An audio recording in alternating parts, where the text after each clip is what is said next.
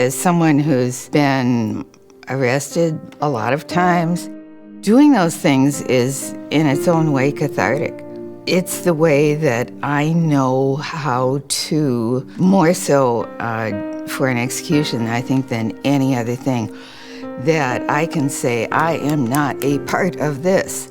I don't know that I had heroes. I mean, one person I looked up to really early was my Spanish teacher, Teresa O'Halloran. There was a day in one of our Spanish classes with her where she put her hand in the chalk dust and left this white handprint on the blackboard and said that this is called La Mano Blanca, and in El Salvador this means there are 5 days till the death squad comes for you. And she told us who funded the death squads and how they worked. And I think about her bravery of saying that to a room of 15 and 16-year-old farm kids in Deer Park. Well, the first thing I ever did was try not to dissect a frog, which was a failed attempt. Don't try to organize an animal rights group at Deer Park High School. I don't think it will work. I tried it, it will not work. Know your base. So I was a senior in 1991 when we were about to go to war against Iraq that time. And I was seeing in my high school literally people in the hallway pumping their fist for war. And I didn't have any kind of huge analysis around imperialism or militarism or nonviolence or any of those things.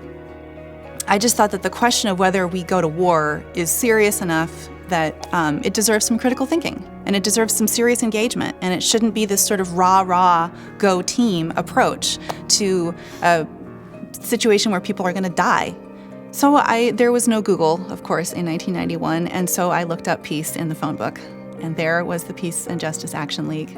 And so I called, and I remember Rusty answering the phone, and I knew his voice because I used to listen to the Sentimental Journey show that he used to do on the radio when my mom and I would cook. At the time we arrived in Spokane in 1981, the country had already gone through several catharses, I think, with the shame of Vietnam. It was still ongoing because we were doing terrible things in Latin America, or certainly supporting them with our money and arms.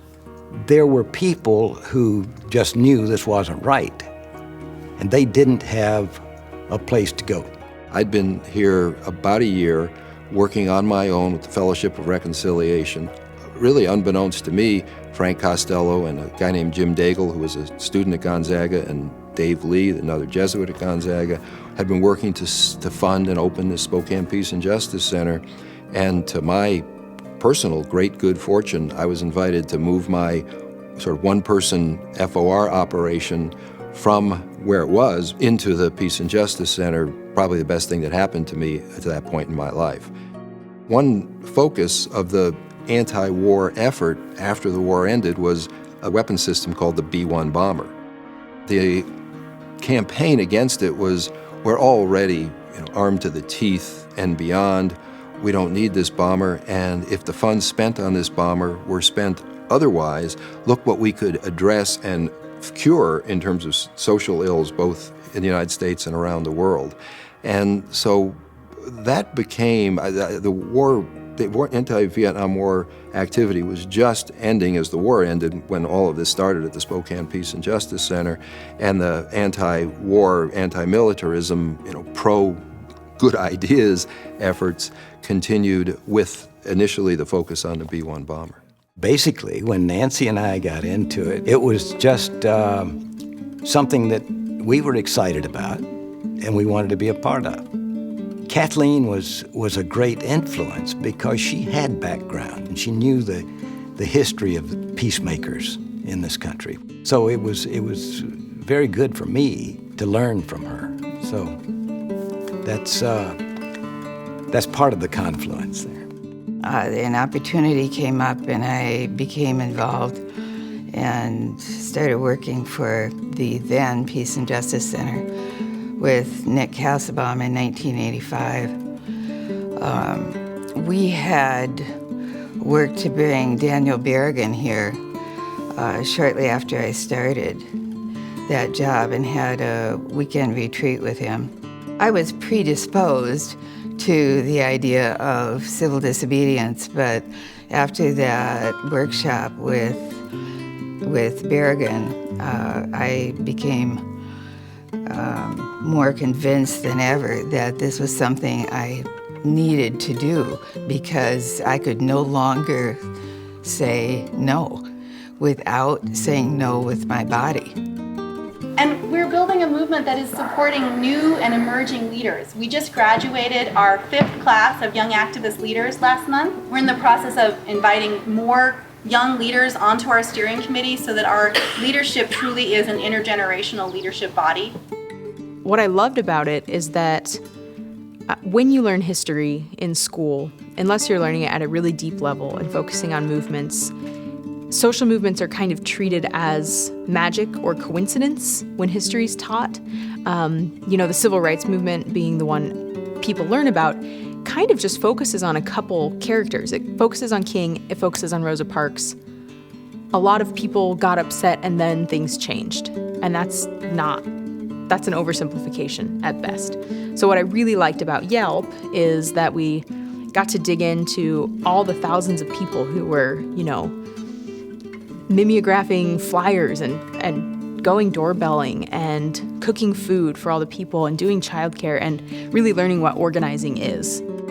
There was just this commitment from the beginning to learn from us, which I think is very unique in a nonprofit, actually wanting to learn from the communities that you're trying to support. Welcome up Fitz, who has two pieces for us.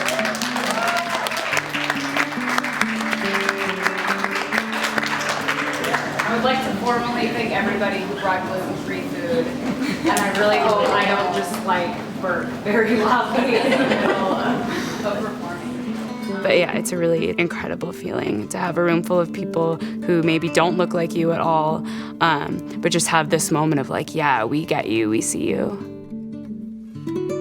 Yeah, no, I've been here since 1974, and I've seen Pajals as a voice for things that would otherwise not get a voice at all.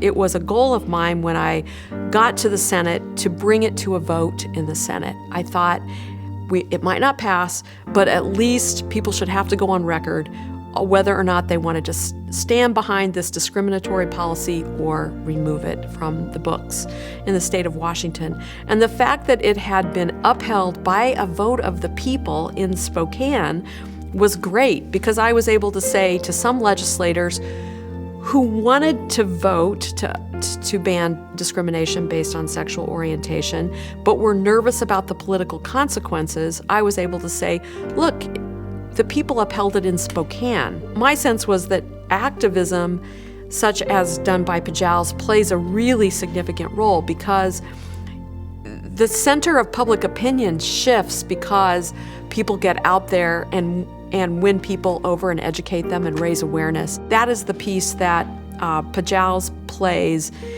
that might not be as obvious to people in electoral politics, that they think, oh, well, we got this because we voted for it. But the reason we were able to vote for it and even bring it forward is because activists were able to help create a framework of public opinion so that you could bring it forward. The energy of that event was really both, mournful and outraged.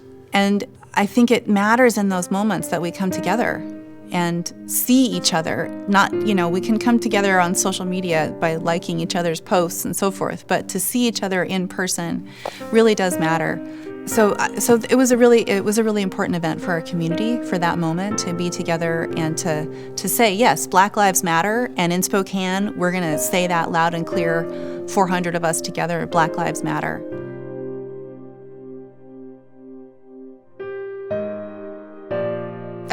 I think it's a way we have of perpetuating violence in our society and killing another person whom We are holding in a 9x9 jail cell with no contact with other human beings, which is clearly a cruel and unusual punishment, and then deciding after 12, 20 years that we're going to take that person out and strap them to a chair and run 2,000 volts of electricity through their body is not doing anything to help us be a less violent society.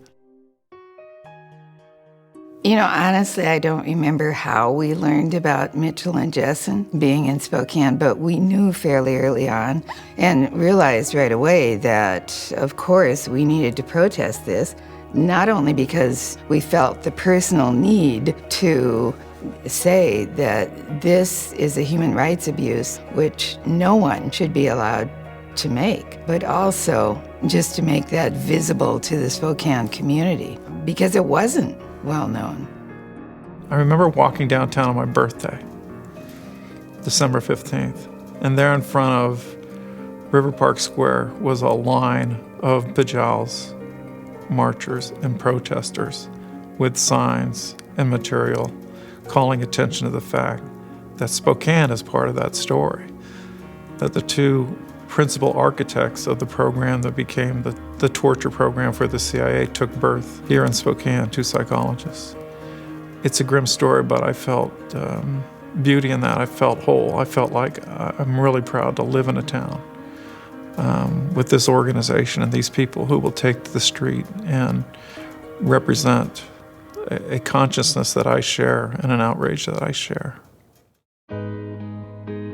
Spokane isn't widely known as a progressive haven or a radical haven of any kind, but Pajals is, and it's sort of this nest where you can practice, you can practice these things. You can have really honest, raw conversations with other members about race or about war.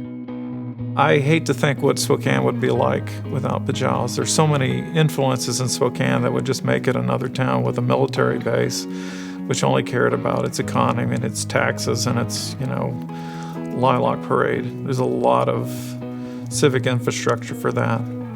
But that doesn't make the town that I'm really proud that I live in, which is the town that really has an organization like Pajals that helps marshal people with conscience, so that when something needs to get talked about or something needs to get fixed, that they're out there talking about it.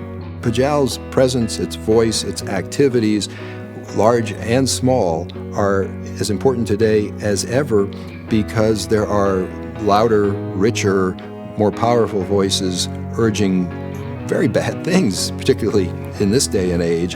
And it's not enough to just be quiet and ignore them or fail to support them. The Koch brothers, for example, don't need us to help them. Just shut up and get out of the way and they'll be happy. And so for Pajals to be a voice of reasoned, thoughtful opposition in the face of this, make sure that win or lose, the bad stuff that happens locally and otherwise doesn't go unchallenged.